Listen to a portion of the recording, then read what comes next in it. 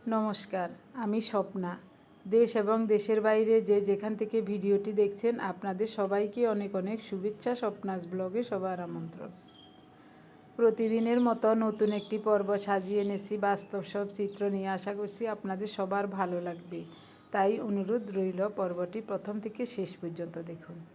আপনি যদি আমাদের চ্যানেলে নতুন হয়ে থাকেন, সম্পূর্ণ পর্বটি দেখার পর যদি একটু ভালো লাগে, আমার অনুরোধ রইল চ্যানেলটি সাবস্ক্রাইব করে আপনার মূল্যবান মন্তব্যটি লিখে জানাবেন। যে কোনো গঠনমূলক মন্তব্য করতে পারেন, কোনো সমস্যা নেই, আমি আপনাদের সকল মন্তব্যের উত্তর দেব। এখন রাত 10:30 বাজে। রিয়া রান্না করছে পটল আলু দিয়ে ইলিশ মাছের ঝোল। আমার জামাই বাবাজি আসছে বাসায়, তো ও আসতে আরও সময় লাগবে, 12টা বাজবে। এজন্য ওই বুঝে শুনে একটু দেরি করে রান্না বসিয়েছি। আমি সব কিছু কেটে কুটে রেডি করে দিয়েছি, ও রান্না করছে। মুষলধারে বৃষ্টি হচ্ছে সেই বিকেল থেকে, এখনও থামে নাই। জানালাও খোলা যাচ্ছে না। বাতাসে বৃষ্টির জল এসে কড়াইয়ের উপর পড়ছে। আলু পটল দিয়ে ইলিশ মাছের ঝোল রান্না হয়ে গেছে। নামানোর আগে একটু জিরা বাটা দিল। জিরাগুলো শুকনো খোলায় টেলে দিয়েছিল, আমি বেটে দিয়েছি। বিদ্যুৎও নাই, মোবাইলের আলোতে যা দেখা যাচ্ছে। আমার জামাই বাবাজি আসছে রাত 11:15টায়। এখন সকালবেলা ওরা ভাত খাবে। ইলিশ মাছ ভাজা করেছি, শাক ভাজা করেছি, ভাত রান্না করেছি। দেখি বাবাজি বাজার থেকে কী এনেছে। বাজার থেকে এসেই ওই ব্যাগটা আমার হাতেই দিল, বলছে মা এটা নিয়ে যান রান্না করে। এগুলি হলো মলা মাছ, 2টা রুই মাছ, বাটা মাছ, 2টা ইলিশ মাছ বড় সাইজের, আর বড় সাইজের একটা দেশি মোরগ, এইসব এনেছে। তো সব কেটে কুটে ধুয়ে ফ্রিজে রেখে দিয়েছি। ওই অল্প কয়টা মলা মাছ প্রথমে ধুয়ে ভাজা করে দিয়েছি, ওই ভাতের সাথে খেয়েছি, সকালের খাবারের সাথে। তো এখন সব মাছ মাংস কেটে ধুয়ে পরিষ্কার করে ফ্রিজে রেখে দিয়েছি। শুধু মলা মাছগুলো পরিষ্কার করে ধুয়ে রেখেছি, ওগুলো বরবটি দিয়ে রান্না করবে। তো পাঁচমিশালি সবজি রান্না করব আর মটর ডাল। সবজিগুলো কেটে নিচ্ছি। অনেকগুলো সবজি এনেছে রান্নার জন্য, এই কয়টা রেখে আরগুলো ফ্রিজে রেখে দিয়েছি।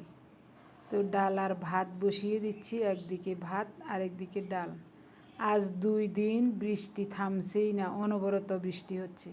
জল একটু গরম হওয়ার পর মটর ডালগুলো ধুয়ে বসিয়ে দিলাম। করলা দিয়ে তিতা ডাল রান্না করব। কিছু সবজি কেটে ধুয়ে নিয়েছি, আর কিছু ধুয়ে কেটে নিচ্ছি। তো বেগুনের 3 পিস রেখে দিচ্ছি ভাজা করার জন্য। তিতা ডালের সাথে খেতে খুবই ভালো লাগবে। এদিকে রিয়া বলছে মা আমি রান্না করব। সারা দিন সকাল থেকে আপনি অনেক কাজ করেছেন, এখন দুপুরের রান্না আমি করব। আমাকে শুধু কেটে কুটে রেডি করে দিন। অনেক পদের সবজি কেটেছি, কাঁঠালের বিচি, কচুর ছড়া, মিষ্টি কুমড়ো, আলু, পটল, ভেন্ডি, বেগুন, বরবটি আর কাঁচামরিচ সব কেটে ধুয়ে পরিষ্কার করে রেডি করে দিয়েছি। এখন ও রান্না করবে। তো মলা মাছ দিয়ে রান্না করার জন্য অল্প কিছু বরবটি এরকম করে কেটে নিচ্ছি। কাটার পরে ও বলছে মা বরবটিগুলো আর একটু লম্বা করে কাটলে ভালো হতো। 2 মুঠো লাল শাক এনেছে, লাল শাকগুলো বেছে রেখে দেব। প্রতিদিন সকালবেলায় আমার জামাই বাবাজি শাক সবজি ভাজা এসব দিয়ে ভাত খায়। তো রিয়া রান্না বসিয়ে দিল। বেগুন ভাজাতে হলুদ লবণ আর অল্প করে একটু চাউলের গুঁড়া, অল্প একটু বেসন দিয়েছে, অল্প করে, একটুও তেল টানবে না। বেগুন ভাজা দিয়ে 2-3 মিনিট ঢাকা দিয়ে রেখেছিল। বেগুন ভাজা সুন্দর মতো হয়ে গেছে, নামিয়ে নিল। সরিষার তেলে 5 ফোড়ন দিয়ে ফোড়নটা একটু লাল লাল হলে প্রথমে দিচ্ছে আলু, মিষ্টি কুমড়ো, কচুর ছড়া, তারপর এটা কি কাঁঠালের বিচি, শক্ত সবজিগুলো প্রথমে দিয়ে দিল। কিছুক্ষণ নেড়ে চেড়ে স্বাদ মতো লবণ দিয়েছে, 1.5 চামচ হলুদ দিয়েছে। ক্রমান্বয়ে অন্য সব সবজিগুলো মিশাবে। এগুলো একটু কষানো হলে, একটু নরম হলে অন্য সব সবজিগুলো একটা একটা করে দিবে আর নেড়ে ছেড়ে ঢেকে ঢেকে রান্না করবে। কোনো মশলা দেবে না। মশলা ছাড়া সবজি খেতে খুবই ভালো লাগে। সবজির যে একটা নিজস্ব ঘ্রাণ আছে ওইটাই পাওয়া যায়। স্বাদ ঘ্রাণ একেবারে অটুট থাকে। এখন দিচ্ছে বরবটি। এর আগে পটল দিয়েছিল। এখন দিল বেগুন।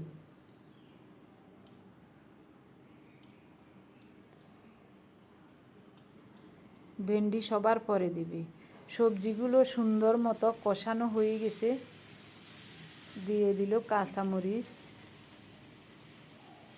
এবার দিচ্ছে ভেন্ডি। সবজিগুলো প্রায় সিদ্ধ হয়ে গেছে। এখন ভেন্ডি দিয়ে অল্প কিছুক্ষণ নেড়ে চেড়ে তারপর একেবারে ফোটানো গরম জল দেবে।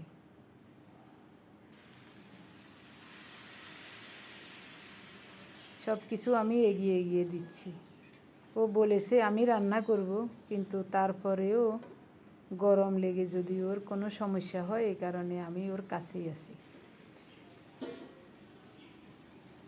সবজি রান্না হয়ে গেছে। অল্প একটু জল দিয়ে ঢেকে রান্না করেছিল। নামিয়ে নিল সবজি। এখন ছোট মাছের ঝোল রান্না করবে বরবটি দিয়ে। ও বলছে ঝোল হবে। তো আমি দেখছি কিভাবে রান্না করছে। মাছগুলোকে হলুদ লবণ মাখিয়ে তেলে ভেজে নিল। সরিষার তেলে একটা কাঁচামরিচ আর রাঁধুনি ফোড়নে দিল। ছোট সাইজের একটা আলু সরু করে কেটে ধুয়ে রেখেছিলাম, প্রথমে ওটা দিয়ে হলুদ লবণ দিয়েছে পরিমাণ মতো, তারপর বরবটি দিয়েছে, কিছুক্ষণ নেড়ে চেড়ে কাঁচামরিচ দিল, তারপরেই জল দিয়ে দিল। ওর কাছে মনে হচ্ছিল যেন লবণে কম হবে, তাই পরে আর একটু লবণ দিয়েছে। ঝোলটা ফুটে ওঠার পর ভেজে রাখা ছোট মাছগুলো দিয়ে দিল। কিছুক্ষণ ঢাকা দিয়ে রান্না করার পর বরবটি দিয়ে মলা মাছের ঝোল হয়ে গেল। এখন নামাবে। ওরা ওদিকে খাচ্ছে, আমি এখানে নিয়ে আসলাম, আমি এখানে খাবো। আপনাদেরকে দেখায় মটর ডাল করলা দিয়ে রান্না হলো, পাঁচমিশালি সবজি আর মলা মাছের ঝোল। রিয়া রান্না করেছে, দেখি তরকারিটা খেয়ে কেমন লাগে।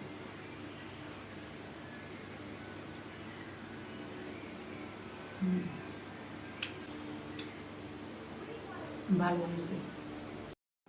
আসলে এই পাঁচমিশালি সবজিটা খুবই চমৎকার হয়েছে। আজ আমার শরীরটাও বেশি ভালো লাগছে না, খেতেও মন চাইছে না, তারপরেও ওদের পিড়াপিড়িতে খাচ্ছি। করলা না, করলাটা তিতা লাগছে না, তেমন তিতা লাগছে না, যা লাগছে ওটা খেতে ভালোই লাগছে। তিতা ডাল, এটাতে ফোড়ন দিয়েছে জিরা, খুব ভালো হয়েছে এটাও। বেগুন ভাজা করেছে, আমি খাবো না।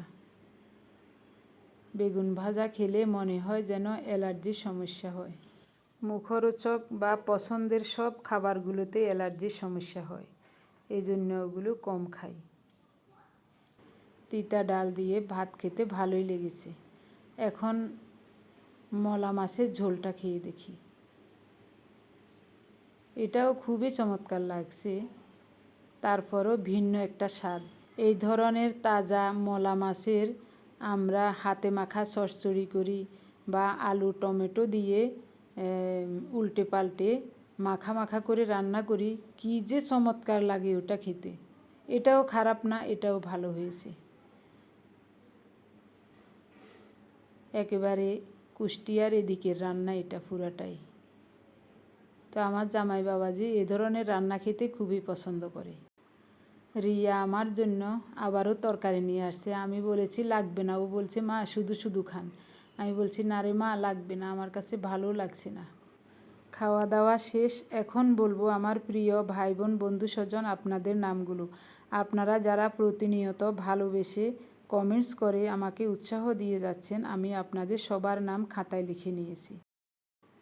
আগে মিষ্টিটা খেয়ে নেই, তারপর বলবো।